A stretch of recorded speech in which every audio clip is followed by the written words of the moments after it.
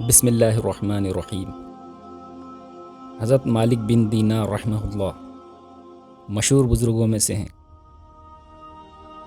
یہ واقعہ ہے جس نے ان کی زندگی بدل دی۔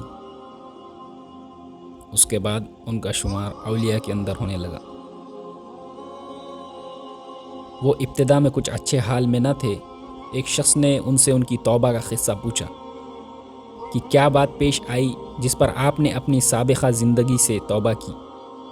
وہ کہنے لگے کہ میں ایک سپاہی تھا اور شراب کا بہت شوقین تھا اور بہت عادی تھا کہ ہر وقت شراب ہی کے اندر مشغول رہتا تھا۔ میں نے ایک باندی خریدی جو بہت خوبصورت تھی اور مجھے اس سے بہت تعلق تھا، اور اس سے میری ایک لڑکی پیدا ہوئی۔ مجھے اس لڑکی سے بھی بہت محبت تھی اور وہ لڑکی بھی مجھ سے بہت مانوس تھی، یہاں تک کہ وہ جب پاؤں چلنے لگی تو اس وقت مجھے اس سے اور بھی زیادہ محبت ہو گئی کہ ہر وقت وہ میرے پاس ہی رہتی تھی۔ لیکن اس کی عادت یہ تھی کہ جب میں شراب کا پیالہ پینے کے لیے لیتا وہ میرے ہاتھ میں سے چھین کر میرے کپڑوں پر پھینک دیتی۔ محبت کی زیادتی کی وجہ سے اس کو ڈانٹنے کو دل نہیں چاہتا تھا۔ جب وہ 2 برس کی ہو گئی تو اس کا انتقال ہو گیا۔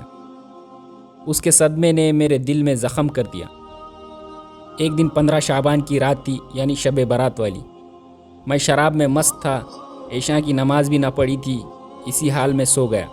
میں نے خواب میں دیکھا کہ حشر قائم ہو گیا ہے، لوگ قبروں سے نکل رہے ہیں، میں بھی ان لوگوں میں سے ہوں جو میدان حشر کی طرف لے جائے جا رہے ہیں۔ میں نے اپنے پیچھے کچھ آہٹ سی سنی۔ میں نے جو مڑ کر دیکھا تو ایک بہت بڑا کالا اژدہا میرے پیچھے دوڑ رہا ہے۔ اس کی کیری آنکھیں ہیں، منہ کھلا ہوا ہے اور بے تحاشا میری طرف کو دوڑا ہوا آ رہا ہے۔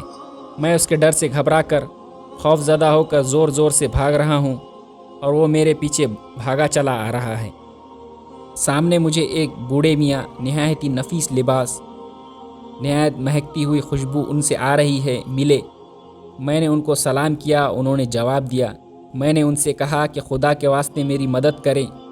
وہ کہنے لگے کہ میں ایک ضعیف آدمی ہوں، یہ بہت قوی ہے، یہ میرے قابو میں نہیں آنے کا، لیکن تو بھاگا جا، شاید آگے کوئی چیز ایسی ملے جو اس سے نجات کا سبب بن جائے۔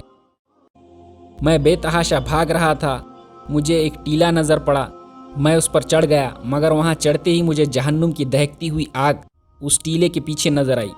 اس کی دہشت ناک صورت اور اس کے منظر نظر آئے۔ ان سب حالات کے دیکھنے کے باوجود اس سانپ کی اتنی زیادہ دہشت مجھ پر سوار تھی کہ میں ایسی طرح بھاگا جا رہا تھا کہ میں قریب تھا کہ جہنم کے گڑھے میں گر جاؤں۔ اتنے میں ایک زور کی آواز سنائی دی، کوئی کہہ رہا تھا کہ پیچھے ہٹ جا، تو ان جہنمی لوگوں میں سے نہیں ہے۔ میں وہاں سے پھر پیچھے کو دوڑا، وہ سانپ بھی میرے پیچھے پیچھے لوٹ آیا۔ مجھے پھر وہ بڑے میاں سفید لباس میں نظر پڑے۔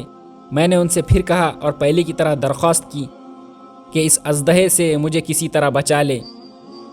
وہ بڑے میاں رونے لگے اور کہنے لگے، میں بہت ضعیف ہوں، یہ بہت قوی ہے اور میں اس کا مقابلہ نہیں کر سکتا۔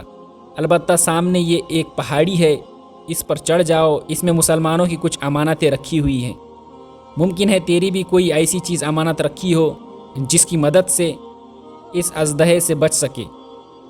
میں بھاگتا ہوا اس پر چڑھ گیا اور وہ اژدہا میرے پیچھے پیچھے چلا آ رہا تھا۔ وہاں میں نے دیکھا کہ ایک گول پہاڑ ہے، اس میں بہت سی کھڑکیاں کھلی ہوئی ہیں، ان پر پردے پڑے ہوئے ہیں۔ ہر کھڑکی کے 2 کواڑ ہیں، وہ بھی سونے کے، جن پر یاقوت جڑے ہوئے ہیں اور موتیوں سے لدے ہوئے ہیں، اور ہر کواڑ پر ایک ریشمی پردہ پڑا ہوا ہے۔ میں جب اس پر چڑھنے لگا تو فرشتوں نے آواز دی کہ کواڑ کھول دو اور پردے اٹھا دو اور باہر نکل آؤ، شاید اس پریشان حال کی کوئی امانت تم میں سے ایسی ہو جو اس وقت اس کو اس مصیبت سے نجات دلا دے۔ اس کی آواز کے ساتھ ہی ایک دم کواڑ کھل گئے اور پردے اڑ گئے اور اس میں سے چاند جیسی صورت کے بہت سے بچے نکل آئے، مگر میں انتہائی پریشان تھا کہ وہ سانپ میرے بالکل ہی پاس آ گیا تھا۔ اتنے میں بچے چلانے لگے، ارے تم سب جلدی نکل آؤ، وہ سانپ تو اس کے پاس ہی آ گیا ہے۔ اس پر فوجوں کی فوجیں بچوں کی نکل آئی، ان میں دفتن میری نگاہ اپنی اس 2 سالہ بچی پر پڑی جس کا انتقال ہو گیا تھا۔ وہ مجھے دیکھتے ہی رونے لگی اور کہنے لگی، خدا کی قسم یہ تو میرے ابا ہیں، اور یہ کہتے ہی تیر کی طرح کود کر ایک نوٹ کے پلڑے پر چڑھ گئی اور اپنے بائیں ہاتھ کو میرے داہنے ہاتھ کی طرف بڑھایا۔ میں جلدی سے اس سے لپٹ گیا اور اس نے اپنے داہنے ہاتھ کو اس سانپ کی طرف بڑھایا۔ وہ فوراً پیچھے کو بھاگنے لگا۔ پھر اس نے مجھے بٹھایا اور خود وہ میری گود میں بیٹھ گئی اور اپنے سیدھے ہاتھ کو میری داڑھی پر پھیرنے لگی اور کہنے لگی کہ میرے ابا جان، علم یعنی للذین آمنوا ان تخشع قلوبہم لذکر اللہ وما نزل من الحق سے لے کر آخر تک آیت۔